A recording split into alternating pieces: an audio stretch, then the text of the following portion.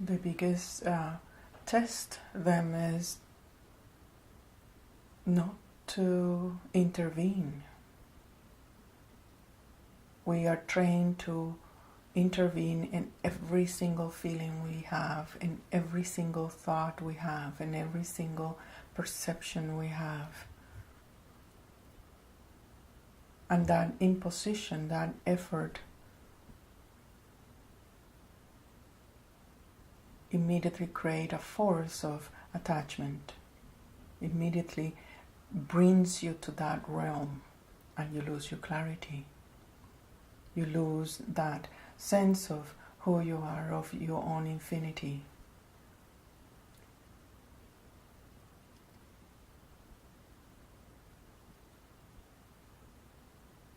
Interventions is a key word because it goes, you cannot be free from desires in a way. Desires always will be there. And in here I have to make a parenthesis on the external desire, the desire to be big, the desire to grow your business, the desire to have sexual appetite, your desire of being human. Don't touch that. That is all right. That have nothing to do with the dynamics of the seeker in the world within, where is the desire of modifying yourself. Is the desire to take a position in front of the outside world.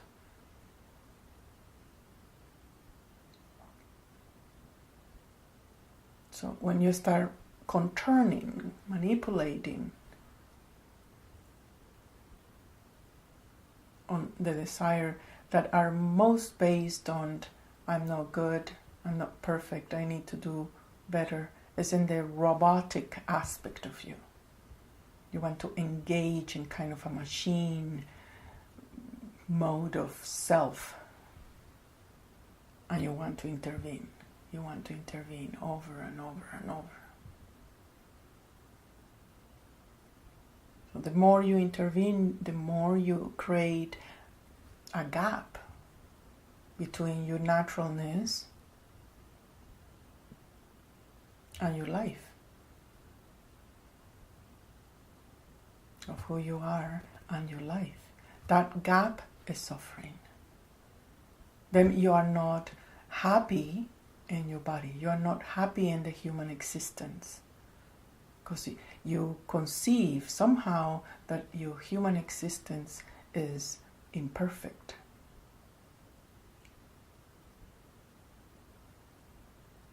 You treat it as a disease. You don't realize that it's just a passage. You need to go through this planet and learn to humble, to transcend the duality and to humble.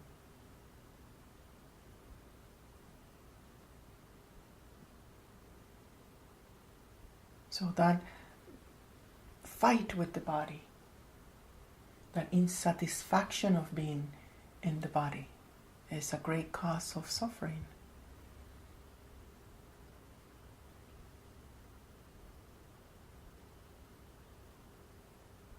And you want to change. The other cause of suffering is that you want to change with your intervention. It's like it's under your will that you will change.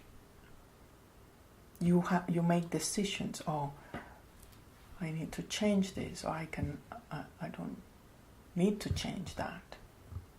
You create rules, dogmas within you, very tight. And if you don't obey those rules, those internal constitutions you put on yourself, you punish yourself. You judge yourself. You put yourself immediately in the dungeon with no lawyer. Because you have created a false sense of change. Any change that happens in your life, any real change, it happens because you are ready. because you have matured, because you have arrived to a certain point where the energy is so intense, so mature, like when the flower is ready to sprout, nothing will stop it. A certain readiness. And that happened from the simple acknowledgement of any perception to any transitions in your life that have marked you.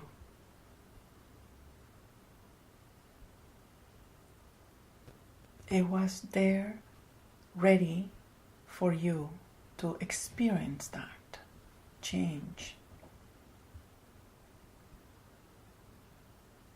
But if you are intervening, you are imposing your personal will, and I will change at my will, under the law of my norms.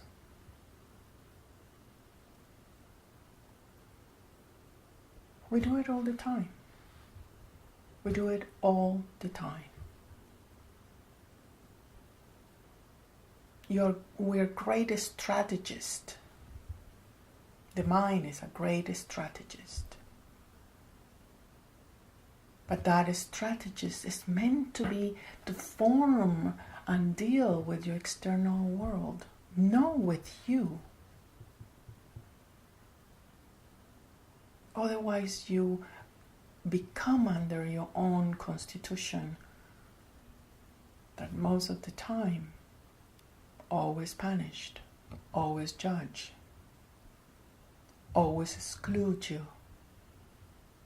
You get busy in wanting to be perfect, perfection that never arrives. So that is your second source of suffering, coming from the intervention.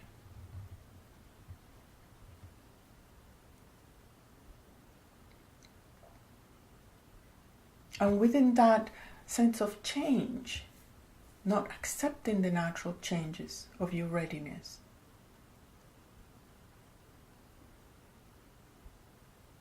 you lose clarity of your own evolution, of your own steps, of the beauty of your perfection.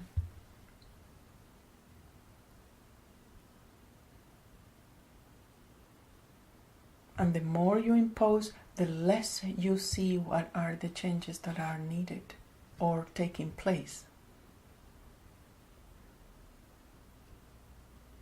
That then you delay.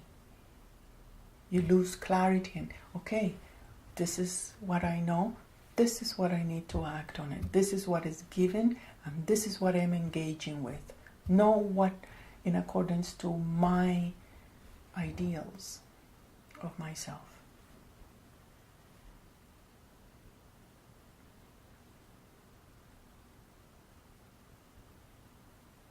So that branches out to a third way or third aspect of you suffering out of interventions. That you are always insatisfied of not having it your way. Your personal will somehow get hurt because it's not my way, because it's not right. Have to be my way. So you don't only want to change your way, but you also want to change in certain way. With grace, never feel angry, never get dirty, never wrestle with the mud. You just want to be changing on your own pace, very holy, very untouched. But that's not earth ways. Earth ways is a direct experience. And it targets your pride.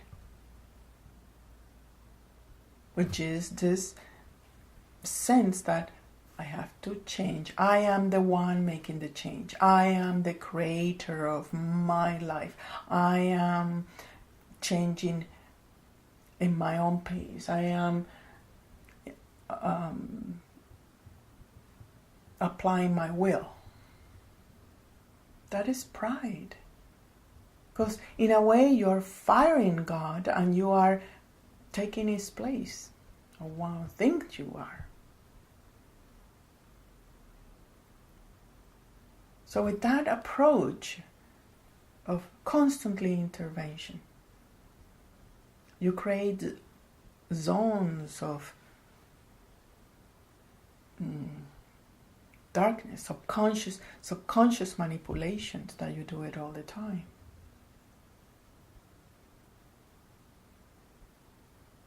And you know they're there. So you kind of create a mood to save yourself. You get busy in saving yourself. Saving from pain, saving from your judgment, saving. At the end, you are not giving. You're not giving to yourself, and you're not giving others yourself. So it's not the giving of things, not even giving affection. You are only satisfied when you give the totality of yourself, when you discharge your energy, when you discharge in the moment the totality of you.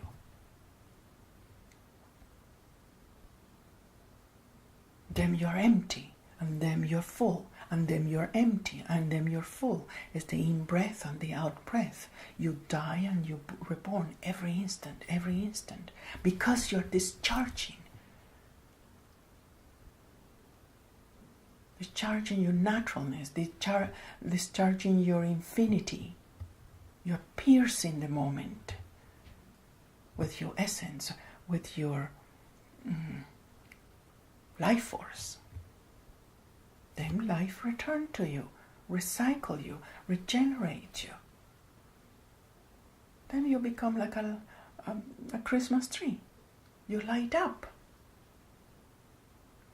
And you're always full of resources, always full of presents. You're never empty to give. Then you don't need to replace it with objects and demonstrations and stuff. Because you're secure that you are the pure embodiment of all the attributes of creation, and that your only job is to witness that in great wonder, in great astonishment.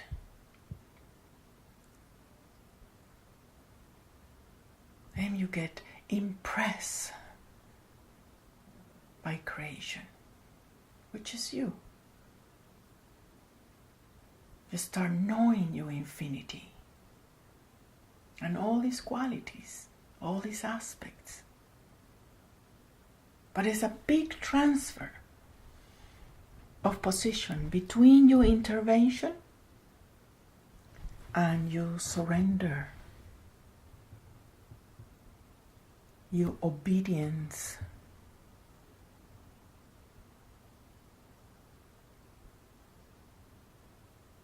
Your willingness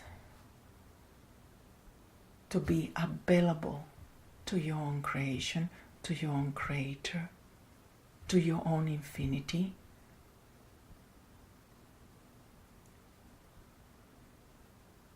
That willingness is all you need. Constantly. That's all you need. And as you go step by step, you create trust, because it reaffirms you every time. It reaffirms your identity and it challenges your pride. Infinity wants you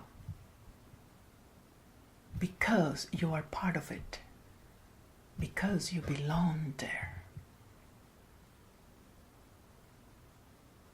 So stop get busy in saving you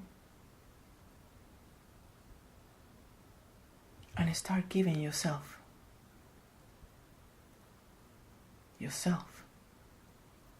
and start discharging on earth, on your immediate reality, the purity of who you are.